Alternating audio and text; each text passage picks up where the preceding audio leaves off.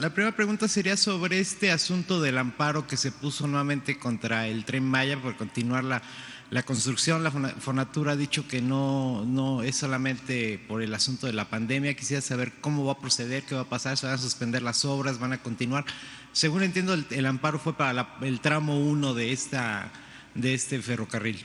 Sí, hoy vamos a tener información. Nosotros vamos a cumplir con los ordenamientos legales.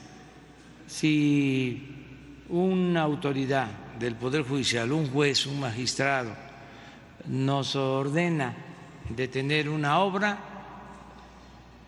vamos a cumplir, vamos a hacerle caso, vamos a respetar a la autoridad. Todavía no sabemos qué efectos tiene, porque esto no se origina realmente por donde va a pasar el Tren Maya, la promoción del amparo. No son los que podrían resultar afectados o presuntamente afectados. No, son organizaciones. Esto tiene tintes políticos. Además es legítimo, ¿no? Pero son los que no quieren que hagamos nada. Yo recuerdo que cuando iniciamos la construcción aquí en la Ciudad de México de los segundos pisos, tuvimos que enfrentar la oposición del periódico El Reforma, del PAN, bueno, y hubieron amparos de un abogado distinguidísimo que respeto mucho, que en paz descanse, Eliseo Burgoa presentó un amparo. No querían que se construyera el segundo piso. Se cumplió con todo el procedimiento, y se hicieron los segundos pisos, ¿no? Ya luego nos copiaron, pero ya no es igual, porque ahora hasta cobran. En ese entonces era pues sin pago. Pero siempre hay esto. Quisieran que no hiciéramos nada para que nos señalaran, ¿no?, de que no estamos trabajando.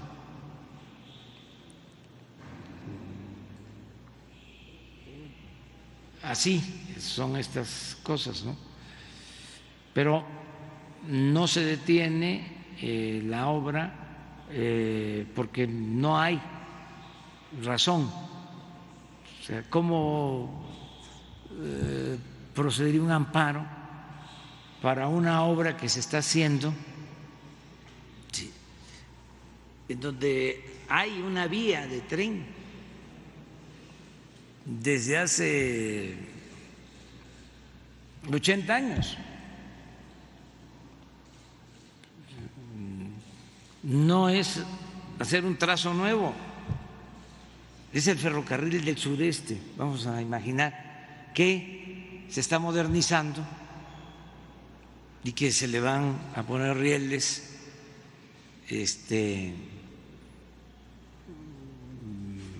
mejores, durmientes, con piedra más resistente, porque ya no va a ser el tren de antes, el tren de pasajeros de carga que se desplazaba a 80 kilómetros por hora. Va a ser un tren rápido que se va a desplazar a 160 kilómetros por hora, eléctrico, Entonces, es modernizar. Ayer explicaba yo de que primero es en la vía que existe o en la carretera. Segundo, que no se afecta la selva. Voy a decir algo que es muy lamentable. Ya casi no hay selva tropical en el país. Se devastó. Eso no lo vieron los ambientalistas. Nada más quedan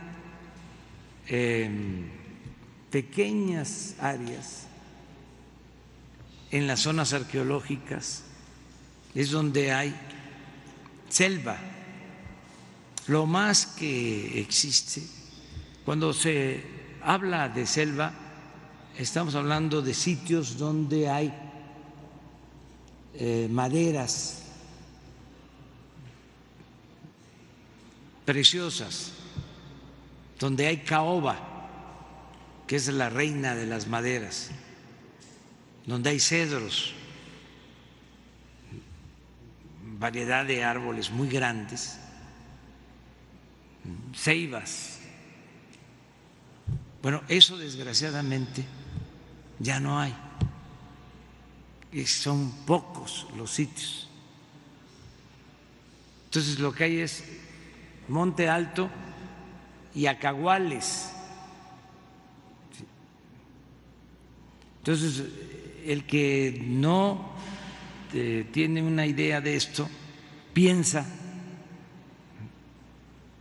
que se va a destruir la selva.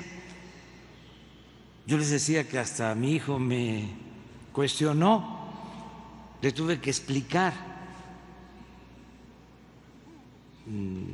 que al contrario, se está llevando a cabo en el sureste y en el país el programa más importante de reforestación en el mundo. A ver, desafío, reto, con respeto también, ¿no? O sea, a que me digan en dónde, en qué parte del mundo, en qué país del mundo se están plantando árboles en 1 millón de hectáreas. ¿En dónde? A ver, puede ser que en Europa, ¿no? En ningún lado. Entonces, ¿cómo vamos nosotros a ir en contra de la naturaleza? Más, yo me he dedicado durante mucho tiempo de mi vida a sembrar,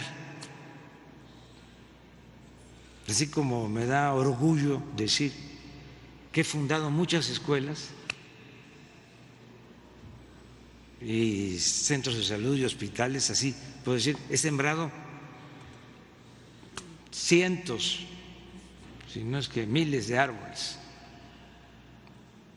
O sea, no con trabajadores, yo,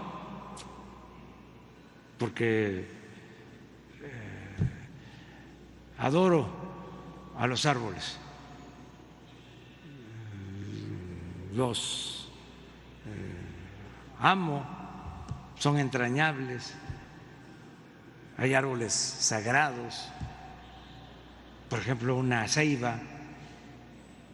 ¿Qué es la ceiba? Pues es un árbol sagrado. Los mayas decían, es fertilidad del suelo y sostén del cielo.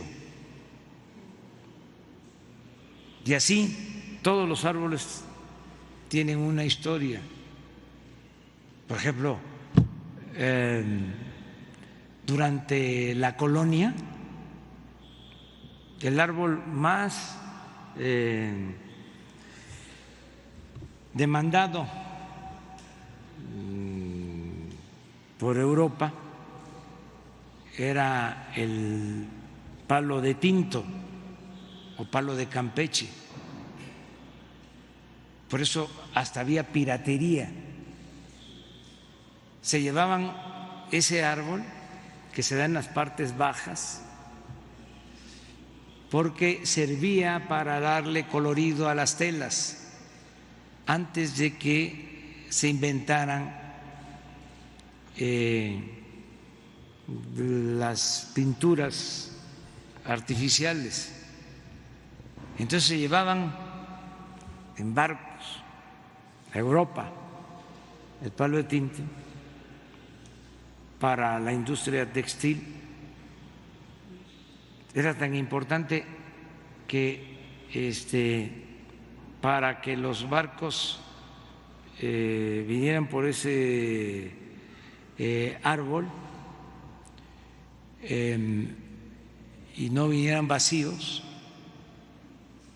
para darle estabilidad a los barcos, traían de lastre tejas francesas. Muchas casas antiguas todavía tienen las tejas francesas. Entonces, eso fue por siglos.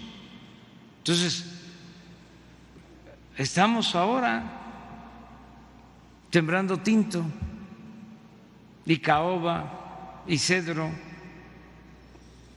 y también cacao y café y cítricos, y estamos impulsando todo lo que tiene que ver con mejorar el medio ambiente. Sin embargo, por cuestiones políticas hay esta oposición. Además, habían muchísimas organizaciones que recibían apoyo del gobierno o apoyo de fundaciones del extranjero. Entonces, como ya cambió la política, pues ellos están muy desconcertados, pero poco a poco van a ir entendiendo de que de verdad nosotros cuidamos el medio ambiente. Entonces, ¿confirmaría usted que el tren es eléctrico porque se había manejado que se había optado por el diésel? Tiene las dos posibilidades, pero va a ser básicamente eléctrico.